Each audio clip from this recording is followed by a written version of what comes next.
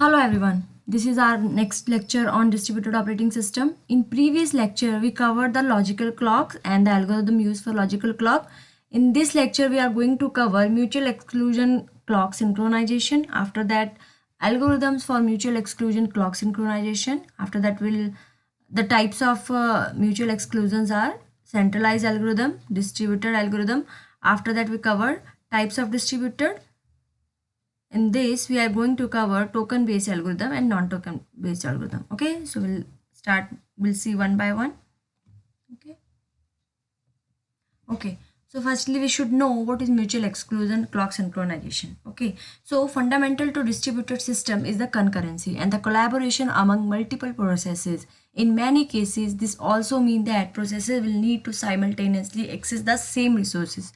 To prevent that such concurrent access corrupt the resources or make it inconsistent, solutions are needed to grant mutual exclusive access by processing. So mutual exclusion क्या होता है? Basically mutual exclusion क्या होता है?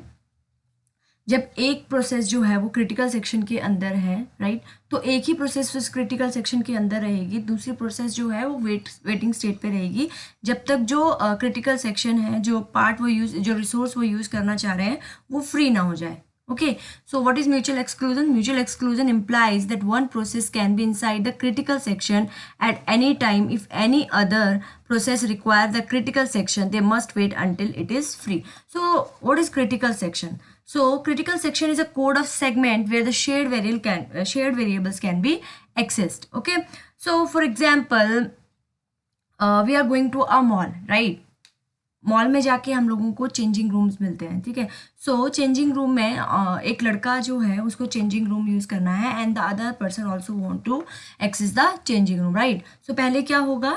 The first person will use changing room, right. After that the second person will be able to use that changing room, right? So that is called as critical section. The changing room is called as critical section. So only one process can execute at a time, right? So one process can execute its critical section at the time. So this is an example of mutual exclusion. In the cloth section of supermarket, two people are shopping for clothes. Person A decide to buy some clothes and head to the changing room to try them out.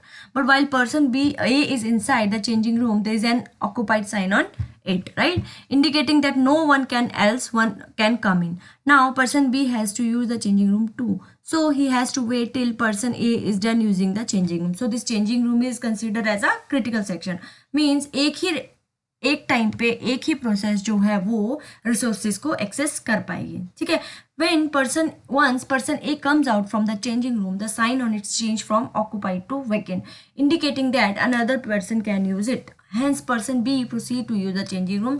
So now the sign displayed as occupied again, ठीक है. So basically इसमें क्या हो रहा है? जब person A जो है he is in changing room, then the sign on the changing room is occupied. मतलब वो जो है वो उस टाइम पे ऑक्यूपाइड है और वो जो रिसोर्स है वो यूज हो रहा है, राइट. जब तक वो उसको फ्री नहीं करेगा, how the process B will use that. Okay, so same example में ये बताया गया है. एक म्यूचुअल एक्सक्लूजन और क्रिटिकल सेक्शन की एक कंडीशन हम लोगों को ये एग्जाम्पल के थ्रू समझाई गई है. So the changing room is nothing but the critical section. Person A and person B are two different processes while a sign outside the changing room indicate that process synchronization mechanism being used. Okay, so in single computer system, mutual exclusion problem can be solved easily using shared memory और shared variable, right. एक single computer अगर आप use कर रहे हो तो उसमें mutual exclusion जो है वो प्रॉब्लम बहुत इजीली सॉल्व कर सकते हैं, क्योंकि उसमें हम मेमोरी को भी शेयर कर सकते हैं and we can use shared variable, right. But what will do in distributed system? Okay, so in distributed memory we don't have shared memory or common physical clock, so we can't solve the problem using shared variables, right. So using shared variable we can't remove this problem in distributed system. So to eliminate the mutual exclusion problem in the distributed system, approach based on the messages passing use. A site and distributed system do not have complete information or state of the system due to lack of shared memory and a common physical clock. Okay, so basically distributed system में mutual exclusion को remove करने के लिए algorithms use होंगे, but इन algorithm को use करने के लिए कुछ रिक्वायरमेंट्स होती हैं. So first one is no deadlock, no starvation. So what is no deadlock? So two or more site should not endlessly wait for any message that will never arrive. ठीक है, मतलब दो जो साइट्स हैं, दो जो प्रोसेस हैं, वो एक ही चीज के लिए एंडलेसली वेट ना करें, क्योंकि वो रिप्लाई उनको कभी आने ही नहीं वाला है, क्योंकि वहां पे क्या हो गया है, deadlock. Okay, so no starvation. Every site who wants to execute critical section should get an opportunity to execute it in finite time. Any site should not wait indefinitely to execute critical section while other sites are repeatedly executed critical section. Okay, so this is very normal terms. I guess आपने ये operating system में भी पढ़े होंगे, deadlock and starvation. ये बहुत ही simple terms हैं. Okay, so next is fairness. Each side should get a fair chance to execute critical section. मतलब कोई भी प्रोसेस है, जितनी भी नंबर ऑफ प्रोसेसेस उस नेटवर्क में, हर एक को एक फेयर चांस मिलना चाहिए कि वो क्रिटिकल सेक्शन को यूज कर सके. राइट, मतलब जितने, जैसे हमने सुपरमार्केट का एग्जांपल लिया था, जब हम लोग चेंजिंग रूम में एक पूरा लाइन लगा है, तो एक फेयर चांस मिलना चाहिए कि जैसे ही फर्स्ट वाले ने critical section that changing room को यूज किया, हमने चेंजिंग रूम को as a critical section consider किया था. Right, so when first person use the critical section, then process B can use the, after that process C, process 4. Okay, उससे क्या होगा, एक फेयर चांस मिलेगा कि हर एक साइट को, हर एक प्रोसेस को एक फेयर चांस मिलेगा एग्जीक्यूट करने के लिए क्रिटिकल सेक्शन को. Okay, any request to execute critical section must be executed in order they are made. Right, जैसे लाइन लगा है, वैसे वैसे 1 by 1 जो है वो यूज करते जाएं. ऐसा ना हो ना कि लास्ट वाला पहले यूज कर रहा है, आफ्टर दैट कोई भी अपनी मर्जी से यूज कर रहा है, वो कोई एक क्रिटिकल सेक्शन का एक एग्जाम्पल नहीं बन पाएगा. राइट, सो इसमें क्या होगा, एक फेयर चांस मिल रहा है, जो फर्स्ट वाला है उसने पहले यूज किया, आफ्टर दैट जो सेकंड वाला है, आफ्टर दैट जो थर्ड वाला है. ठीक है, so critical section execution request should be executed in order of the arrival in the system. Same example में क्या है, जब पहले वाला है उसने ही चेंजिंग रूम को यूज किया, after that second one, third one and fourth one. Okay, next point is fault tolerance. In case of failure, it should be able to recognize it by itself in order to continue functioning without any disturbance. अगर कोई case, कोई failure आ भी जाता है system में, then it should be able to recognize it by itself in order to continue function without any disturbance. हो सकता है कि पहले को कुछ प्रॉब्लम आ जाए, तो दूसरे वालों को पता हो कि उसमें प्रॉब्लम आया, बट वो अपना काम कंटिन्यू रखें. ठीक है, वो ऐसा ना हो कि फर्स्ट वाला फेल हुआ है तो बाकी भी उस सेक्शन को यूज ना करें. सो जो भी ऑर्डर में हम लोगों ने प्रोसेसेस लगाई हुई हैं, they will use the system. Okay, if we could arrange matters such that no two processes were ever in their critical section simultaneously, we could avoid race condition. ठीक है, वही कि एक ही टाइम पे अगर क्रिटिकल सेक्शन में दो processes नहीं हम लोग डालेंगे साइमल्टेनियसली, तो इससे क्या होगा, हमारी जो रेस कंडीशंस बनेगी वो अवॉइड हो सकती हैं. ठीक है, we need 4 condition to have a good solution for critical section problems. ठीक है, so first one is no two processes may at the same moment inside their critical section. right, changing room का example, एक time पे एक ही process use करेगी. Same implies here no two processes may at the same moment inside the critical section. Okay, no assumption are made about relative speeds of processes of number of CPUs. हम कोई भी assumption अपने मन से नहीं बना सकते. जो सीपीयू की स्पीड है उसके अकॉर्डिंग जो एक्चुअल है वही रहेगी. अजम्पशन बना के हम लोग दो जो प्रोसेस है उनको अंदर नहीं डाल सकते. कोई भी अजम्पशन नहीं रहेगी. जो सीपीयू की स्पीड है, एग्जैक्ट स्पीड है, उसी पे हम लोग काम करेंगे. ठीक है, थर्ड पॉइंट ही no processes should outside its critical section should block other processes. कोई भी सेक्शन प्रोसेस जो है वो क्रिटिकल सेक्शन के जो बाहर है वो दूसरी जो प्रोसेसेस है उनको ब्लॉक नहीं कर सकती. ठीक है, कि मुझे ही यूज करना है, आप लोग ये नहीं यूज कर सकते. Right, no process should wait arbitrary long to enter इस क्रिटिकल सेक्शन. ऐसा ना होना कि एक प्रोसेस जो है वो 2 घंटों से खड़ी है एंड इतना ज़्यादा लॉन्ग भी हम लोगों को प्रोसेस को वेट नहीं करवाना है. ठीक है, after that the first algorithm is centralize algorithm. In centralized algorithm, one process is elected as the coordinator, which may be the machine with the highest network address. Okay, second is centralized algorithm. So centralized, as the name implies, centralized मतलब एक बीच का एक process आप बोल सकते हैं, उसको हमें इलेक्ट कर देंगे एज अ कोऑर्डिनेटर. ओके, एक सिंपल टर्म है, मैं आपको समझाने का ट्राई करती हूँ. तो इसमें क्या होगा, नंबर ऑफ पीसीज है, नंबर ऑफ प्रोसेसेस हैं. ठीक है, सो हम लोग एक जो प्रोसेस है उसको एज अ आप बोल सकते हैं कि एक सेंटर, हम लोग उसको एक कोऑर्डिनेटर सेलेक्ट कर देंगे, राइट। जैसे हम लोग फॉर एग्जांपल कॉलेजेस में कुछ फंक्शंस वगैरह होते हैं, तो हम लोग क्या करते हैं, हर एक डिपार्टमेंट में या हर एक कुछ भी एक्टिविटी है उसमें एक कोऑर्डिनेटर सेलेक्ट कर देते हैं। सो फॉर एग्जांपल हम लोग डांस का एक एग्जांपल ले लेते हैं, हम लोगों ने एक कोऑर्डिनेटर बना दिया, ठीक है। सो उसके थ्रू ही हम लोग पता करेंगे ना, लाइक कि कौन से टाइम पे कौन सा जो पर्सन है he was going to dance, कौन सा टाइम पे कौन सा पर्सन का टाइमिंग, वो पूरा स्लॉट एक हिसाब से हम कोऑर्डिनेटर से ही सेलेक्ट करते हैं, राइट, चेक करते हैं ना। सो एक बहुत ही सिंपल एग्जांपल से मैं लेट इट बी एग्जांपल लेते हैं हम लोग कि हम लोगों ने क्या किया, एक फंक्शन है कॉलेज में, राइट। हम लोगों ने टाइमिंग डिसाइड कर दी है कि इस टाइम पे ये वाला परफॉर्मेंस होने वाला है, सेकेंड टाइम पे ये वाला परफॉर्मेंस होने वाला है, थर्ड टाइम पे ये वाला परफॉर्मेंस होने वाला है, राइट। और this is the dance performance, हो सकता है कि कोई गेमिंग परफॉर्मेंस भी हो, राइट। तो हम लोगों ने हर एक टाइम के हर एक चीज़ के लिए अलग अलग स्लॉट्स बुक कर दिए, और ये स्लॉट्स हमें कहाँ पता चलते हैं, कोऑर्डिनेटर। हम लोग क्या करते हैं, एक डांस के लिए कोऑर्डिनेटर बना दिया, एक गेमिंग के लिए कोऑर्डिनेटर बना दिया, राइट। सो हम लोग क्या करेंगे, कोऑर्डिनेटर के पास जाएंगे एंड चेक करेंगे कि कौन से टाइम पे कौन से परफॉर्मेंस होने वाली है, right.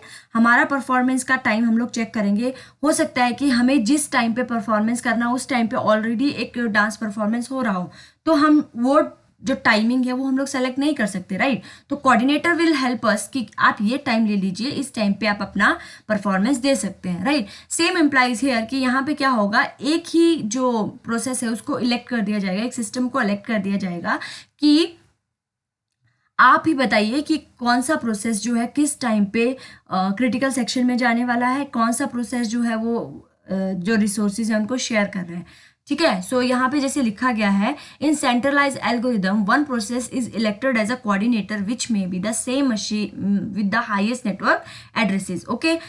which process is elected as a coordinator which may be the machine with the highest network addresses, ठीक है, जिसके पास हाईएस्ट, जिसका हाईएस्ट नेटवर्क एड्रेस होगा, that process is elected as a coordinator, okay। the most straightforward way to achieve manual exclusion in distributed system is to stimulate how it done in one processor system. One process is elected as the coordinator whenever a process want to access a shared resource. It send a request message to the coordinator stating which resource it wants to access and asking for the permission, right? So basically इसमें क्या है, if one process want to access the shared resource, then he will send the request to elected or coordinated process that he want to access the resource and ask for the permission. If no other process is currently accessing that resource, the coordinator send back the reply granting permission.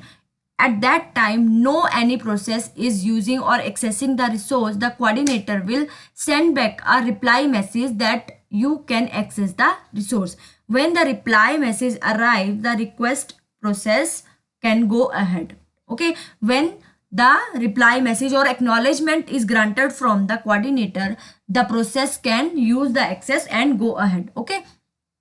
So whenever a process want to enter a critical region, it send a request message to the coordinator stating which critical region, and coordinator send back a reply granting permission, okay। we'll see the picture next in next slide. So basically क्या होगा, one process जब critical section में enter करना चाह रही है तो वो क्या करेगी, सिंपली एक रिक्वेस्ट मैसेज भेजेगी कि उसको क्रिटिकल सेक्शन को एक्सेस करना है। जब उसको रिप्लाई मिल जाएगा कि क्रिटिकल सेक्शन अभी कोई प्रोसेस यूज नहीं कर रही है and you can use that critical section, तो the process can easily access the critical region, okay. So this is the diagram, okay. So this is the diagram. So आप देख सकते हैं यहाँ पे तीन प्रोसेसेस हैं, one is this third one is coordinator, okay.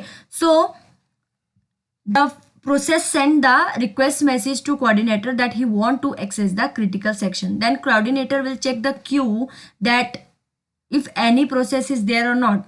Now here the queue is empty. So the coordinator will send back the message to the process that he can access the critical section. Okay. So this is the first diagram or first case. Okay. In second diagram, you can see that queue is not empty. There is one process in the queue, okay. so two processes in the queue. So when the second process want to access the shared resources or critical section, 3 will not send the message to or no reply to the second process. Why? Because there is already two processes are waiting for critical section, right? So इसमें क्या है, तीन processes हैं, third one is a coordinator, यहाँ पे मैंने आपको बताया third one is a coordinator, right? So when process 2 want to access the critical section, coordinator will check the queue.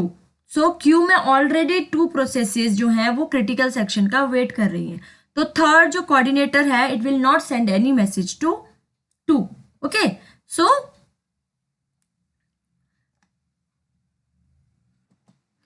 okay, in third diagram you can see that अगर 2 ने request किया coordinator को that he want to access the critical section, और 1 ने जो उसी time पे that critical section को रिलीज किया, ओके, तो वो ओके मैसेज भेजेगा सेकंड प्रोसेस को that you can access the critical section. Okay, so basically यहाँ पे क्या सिनेरियो बन रहा है कि उस टाइम पे पहले जो है वो first number that process is using the critical section. Okay, so जब उसको जब कोऑर्डिनेटर को फर्स्ट प्रोसेस से मैसेज आ गया कि उसने जो क्रिटिकल सेक्शन है उसको रिलीज कर दिया, देन थर्ड जो कोऑर्डिनेटर है वो प्रोसेस 2 को ओके मैसेज भेजेगा कि okay now the critical section is free and you can access the critical section. Okay, so तीन अलग अलग केसेस हो गए. First one simple one, first ने रिक्वेस्ट किया कि मुझे कोऑर्डिनेटर को that I want to access the critical section and the queue is empty. Coordinator will check the queue, that queue is empty,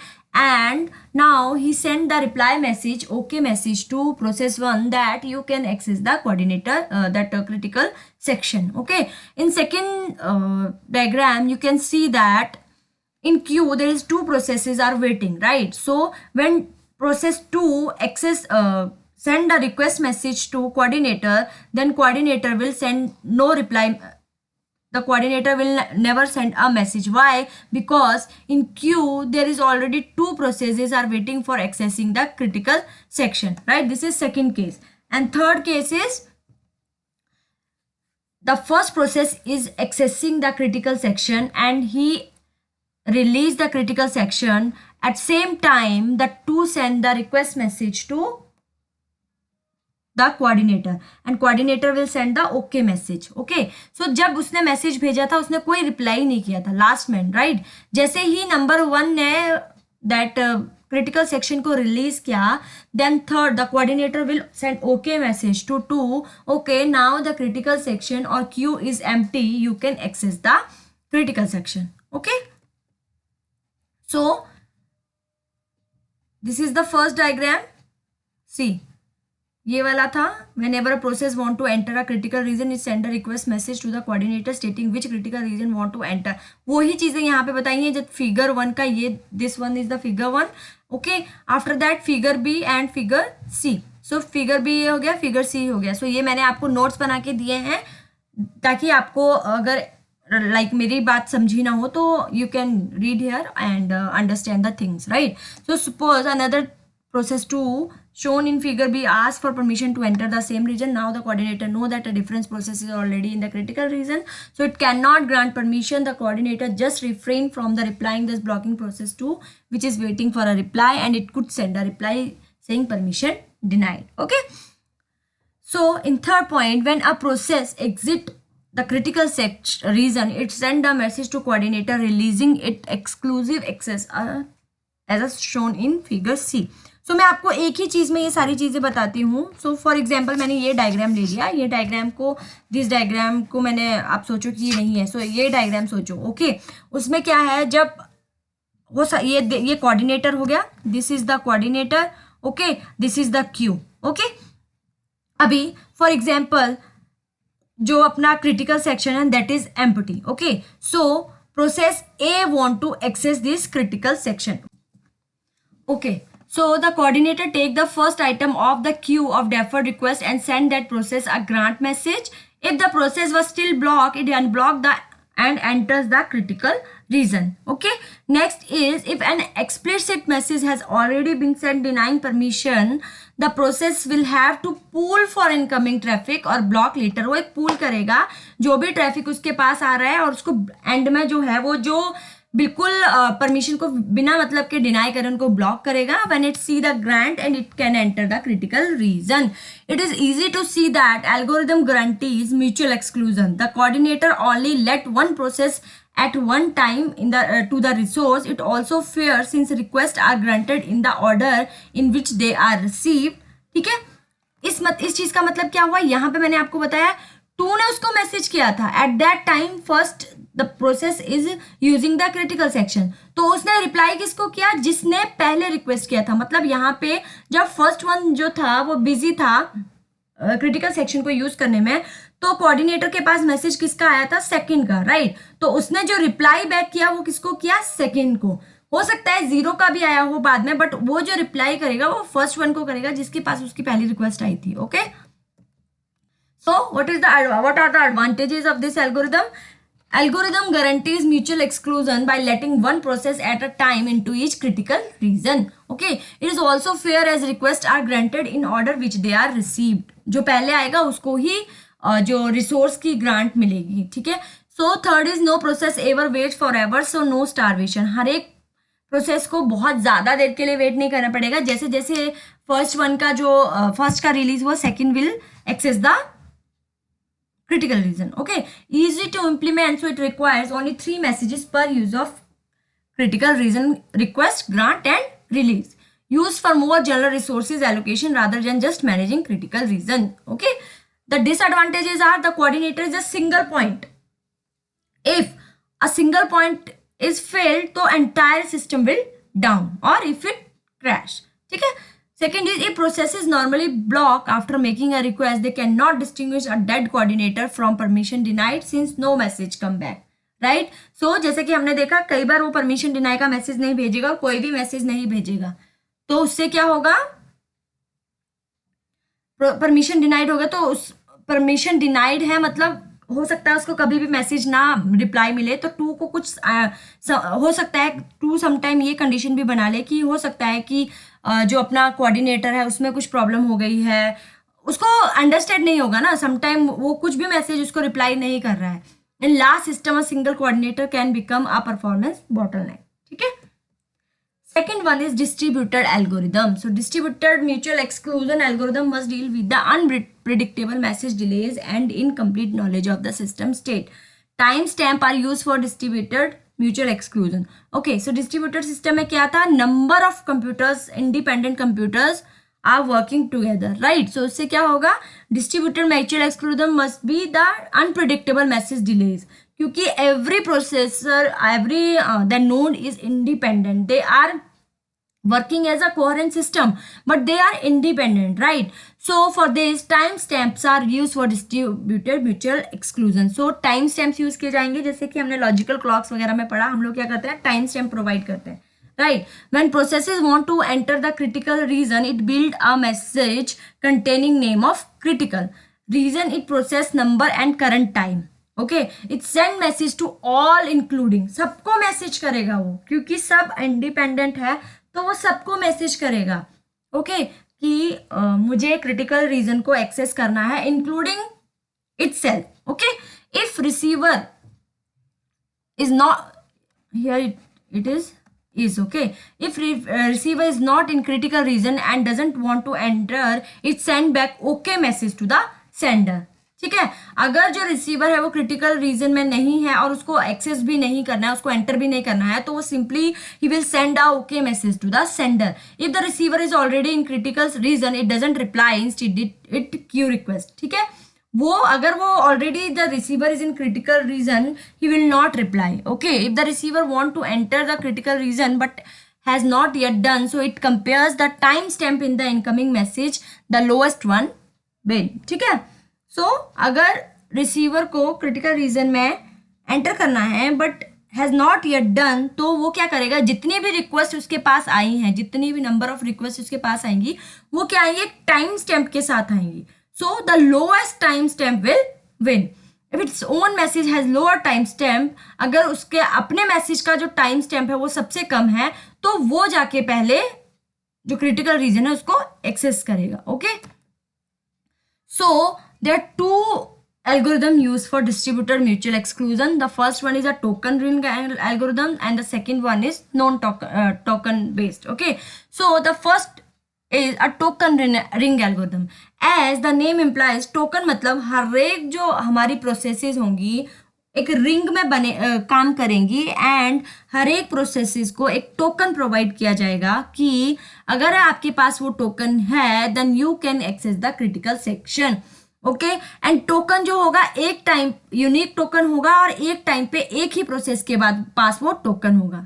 okay, so in software a logical ring is constructed in which each process is assigned in a position in the ring. A ring position may be allocated in numerical order of network address or some other mean. वो जो ring बनी होगी वो कैसे हम लोग allocate करेंगे, या तो उसके नेटवर्क एड्रेस के थ्रू करेंगे या और भी कुछ हम लोग सिनेरियोज ले सकते हैं. ठीक है, so it does not matter what the ordering is, all that matters is that each process is know who is the next in line after itself.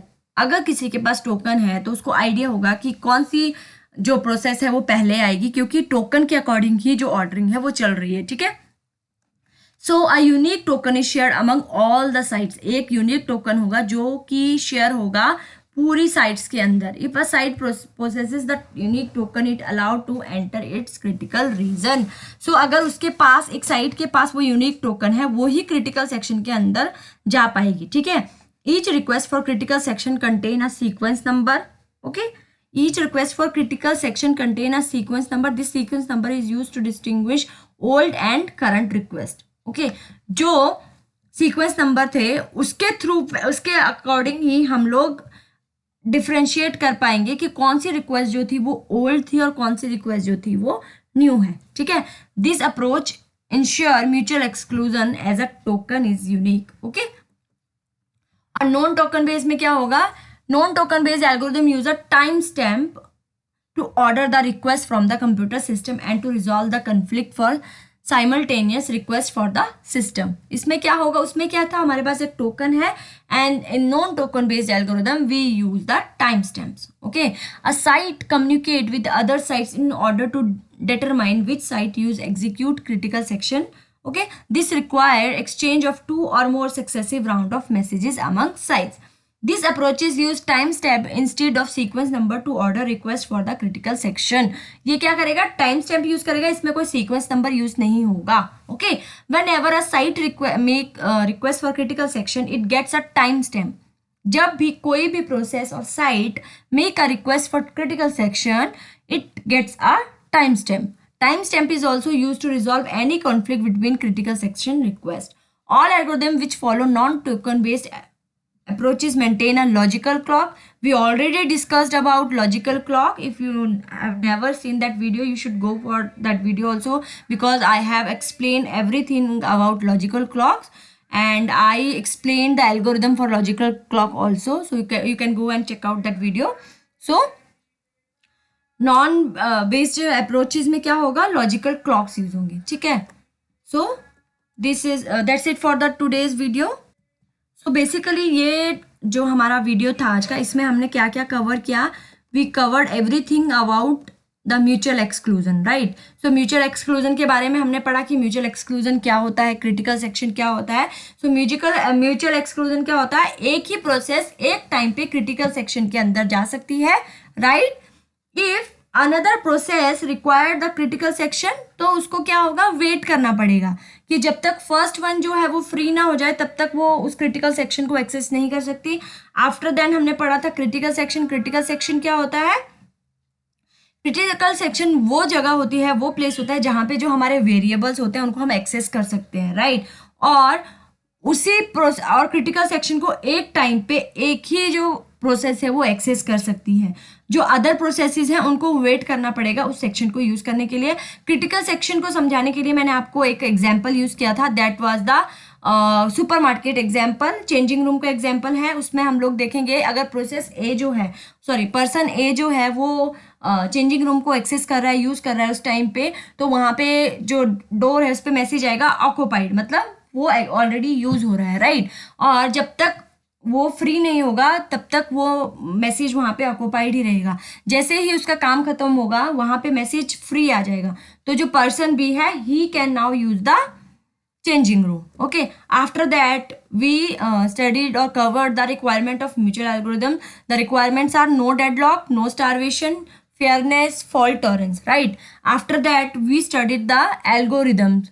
The first one is centralized algorithm and second one is distributed algorithm. So centralized algorithm में क्या होगा, एक process जो है वो elected हो जाएगी as a coordinator, right. So coordinator के थ्रू ही सारी प्रोसेसेस काम करेंगी। लाइक उनको किसी भी क्रिटिकल सेक्शन को एक्सेस करना है तो वो पहले कोऑर्डिनेटर के पास मैसेज सेंड करेंगी and then coordinator will check the queue, if the queue is free और the critical section is free, he will grant the permission to processes that they can go ahead and use the critical section. This is the centralized algorithm. So these all the diagrams for centralized algorithm. First one is like simply वो message भेजेगा and okay message reply करेगा अगर हमारा जो critical section है वो free है, okay. सो अगर 2 ने रिक्वेस्ट किया और उस टाइम पे first one is using the critical section, then the coordinator will send the will not send any message to process 2, okay.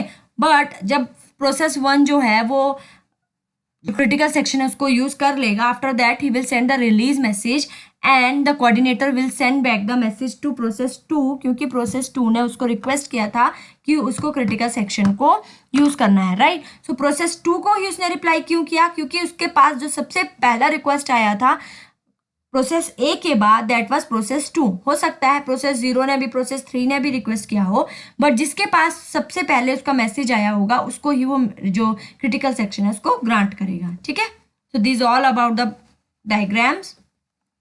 इसके एडवांटेजेस क्या थे, डिसएडवांटेज क्या थे, हमने सारे कवर किए हैं। आफ्टर दैट हमने डिस्ट्रीब्यूटेड एल्गोरिथम यूज किया था। डिस्ट्रीब्यूटेड एल्गोरिथम भी 2 टाइप्स के होते हैं, first one is token based and second one is non token based. Token based में क्या होगा, वो लोग एक टोकन प्रोवाइड कर देंगे, हर एक जो प्रोसेस है वो टोकन का यूज करके ही क्रिटिकल सेक्शन जो है वो एक्सेस कर पाएगी, okay. And second one is non token based. Non token based में क्या होगा, टाइम स्टैम्प प्रोवाइड होगा, टाइम स्टैम्प के अकॉर्डिंग ही जो प्रोसेसेस हैं they can use the critical section, okay. So that's it for the today. If you have any queries, any question regarding this video, you can ask me in comment section. So till then, bye, take care.